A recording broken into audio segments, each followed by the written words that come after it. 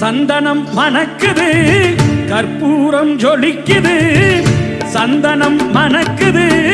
கற்பூரம் ஜொலிக்குது கந்தகிரி கோயில் வந்தால் நன்மையெல்லாம் நடக்குது கந்தகிரி கோயில் வந்தால் நன்மையெல்லாம் நடக்குது சந்தனம் மணக்குது கற்பூரம் ஜொலிக்குது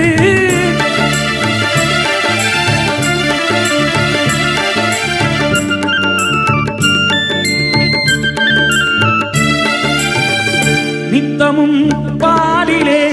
நீராட்டுவோம் பச்சை நிறத்திலே பட்டாடை நாம் கட்டுவோம்